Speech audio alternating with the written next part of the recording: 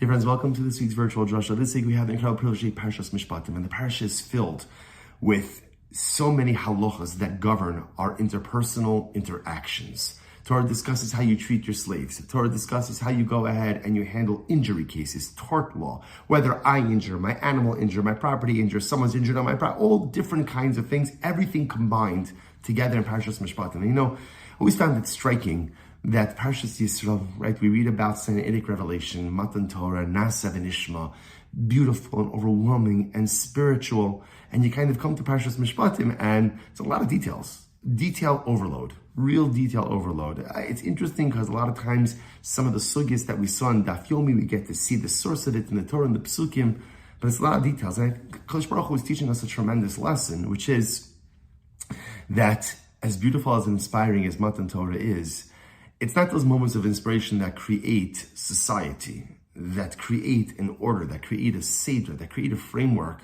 that allows for personal and communal growth. You need mishpatim.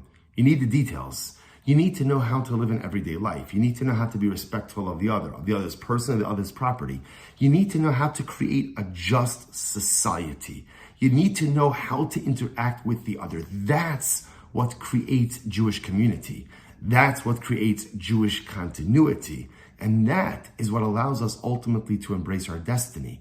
Matan Torah is incredible. Sinaitic revelation is fantastic. Nasa v'Nishma, overwhelming. But those are episodic events. Those are not the events that create a platform and a framework for growth each and every day. It's Mishpatim. It's Mishpatim. Torah is telling us again, we often say the devil's in the details. The devil's not in the details. The Ribono Shel Olam is in the details. Because when I adhere to the details, when I'm careful with the details, when I understand that every aspect of my interactions with the other has to be governed by a greater system, that creates a just society, that creates an appropriate community, and that becomes an enabler again for personal and communal growth.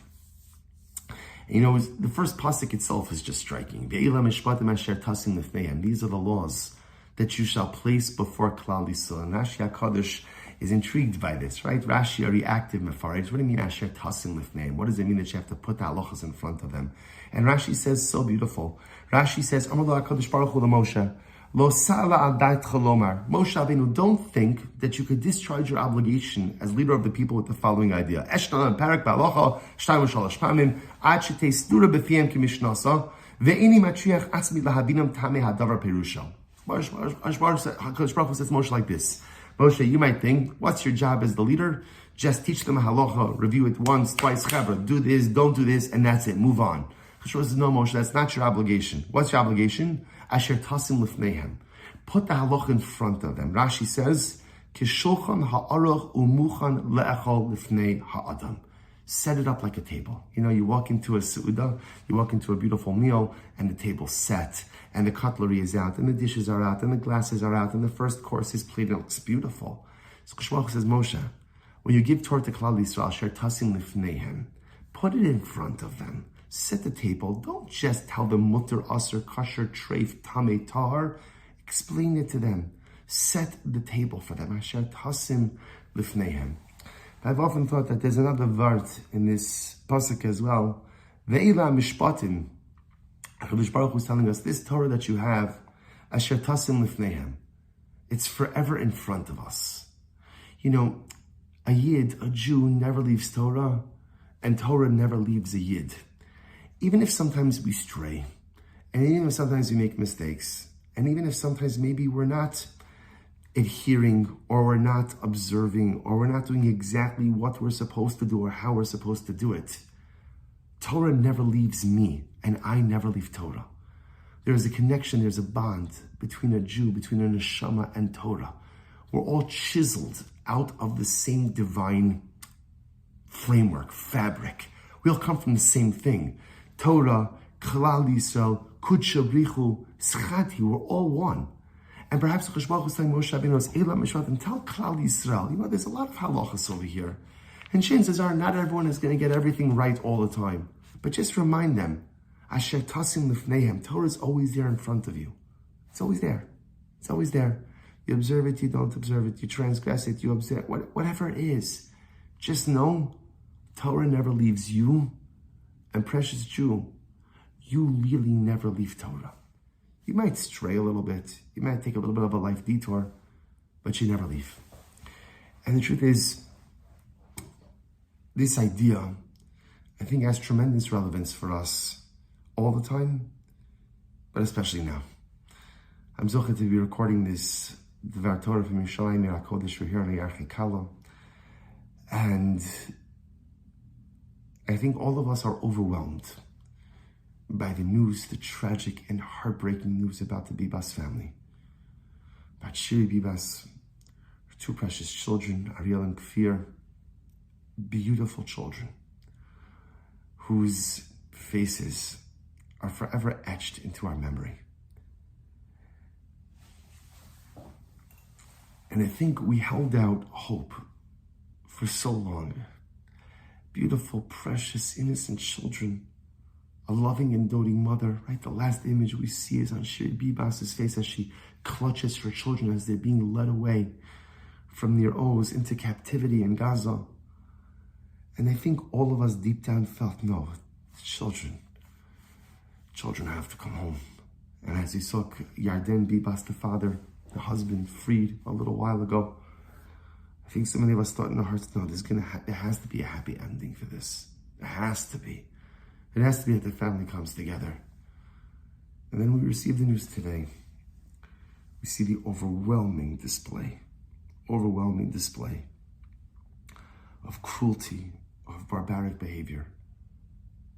And a Jewish mother and her two children come back to their family, come back to their home, come back to their land, but not the way we wanted. So what do we do with this? How do we understand this? How do we process this? And of course, Kadosh Baruch Hu runs a world which defies comprehension.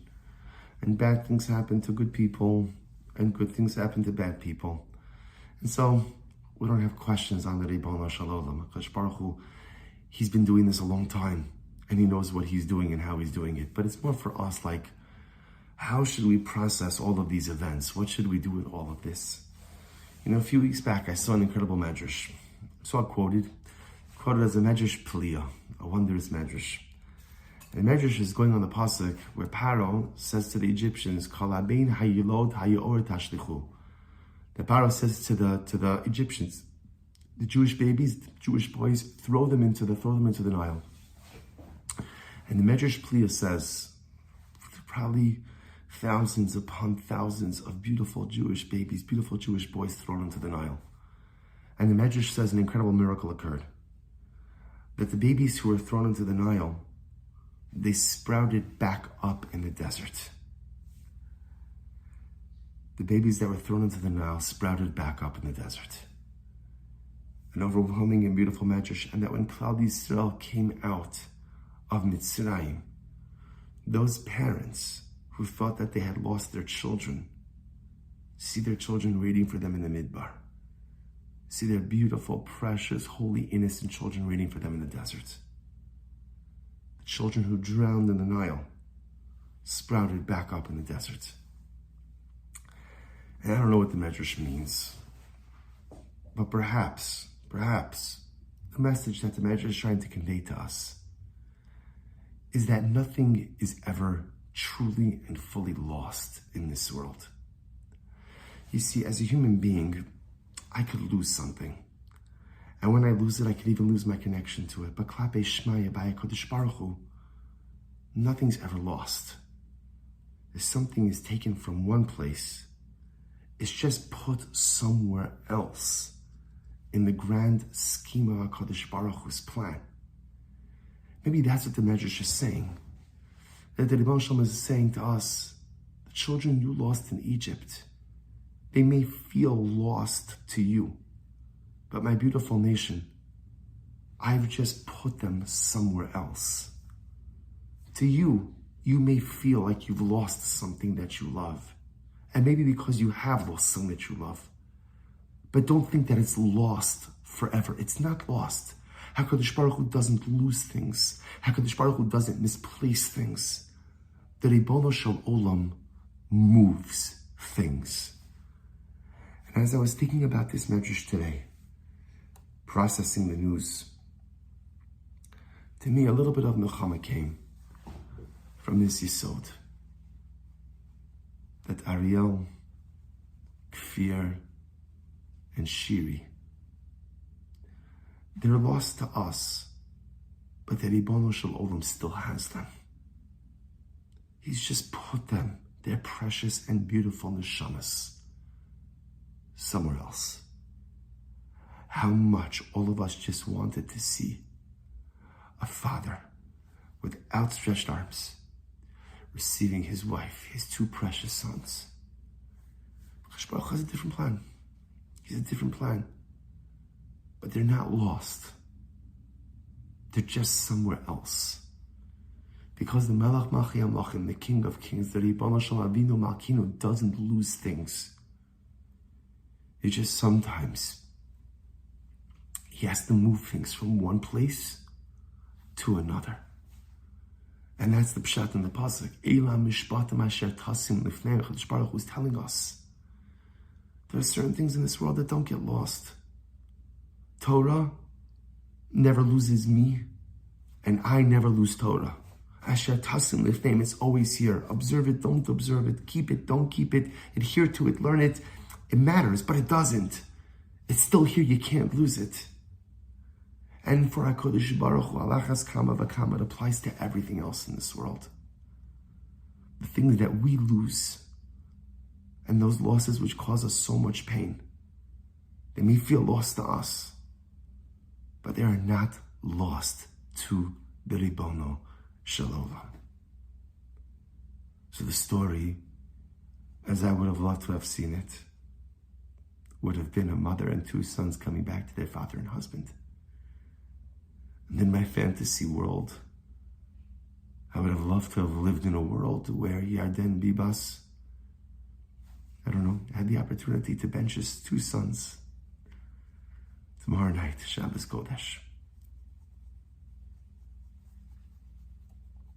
Yarden Bibas is not going to bless his sons on Shabbos night, but the Ribono Shel Olam will. And I have no doubt in my mind that comes Shabbos Kodesh in the celestial sphere, that the Malachim and the Kedoshim are going to make way for a new Mishpacha that is joining the heavenly host. That the Ribono Shel Olam is going to order everyone to stand aside. As Shiri Bibas takes each of her sons, holding their hands,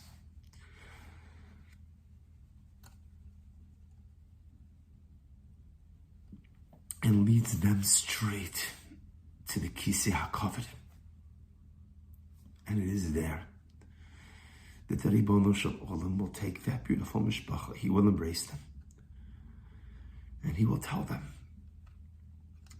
down there they may feel that you're lost, but I assure you, precious neshamas, HaKadosh Baruch Hu says, nothing is ever lost to me. HaKadosh Baruch Hu says, I put everything exactly where it needs to be. And for whatever the reason, for whatever the cheshbon, the Ribono Shel Olam moved around the pieces and brought the mother and her two children to him before the Kisei HaKavod. Mishpatim asher tasim lifneihem. Torah is never lost to us, and we are never lost to Torah. It's always accessible, it's always here, it's always right in front of us. And in a global sense, nothing is ever lost to HaKadosh Baruch Hu. He may need to move things around time to time, but it's never lost. May HaKadosh Baruch Hu welcome those beautiful neshamas into Shamayim. And may Shiri, Kfir, and Ariel, and Oded, may they find menucha tachas kanpei Shechina with all of the Kedoshim of Klal Yisrael. And may we, those who are left here, who mourn these profound and overwhelming losses, may we find a little bit of nechama in knowing that although things feel so lost to us, the Ribono Shel Olam has everything exactly where he needs it to be. And may that little bit of nechama follow us into Shabbos. And may over time that little bit of nechama build into a tremendous wave of nechama. May we be so Meretz Hashem to see the rest of our hostages come home with shalom and bekarov.